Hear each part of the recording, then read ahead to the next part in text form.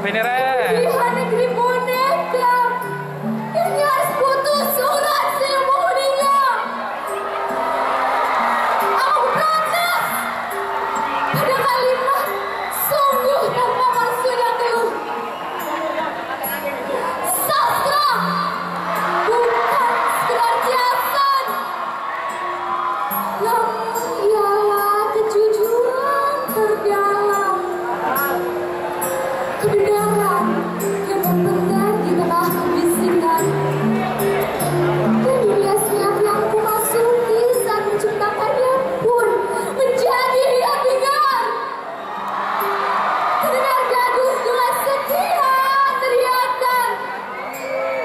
Sastra adalah kami yang diamnya menilai, tenangnya membuai. Bom terjadi Sidoarjo 25 Mei 2013 di Lana Kejora. Nah, iki sing tak anteni.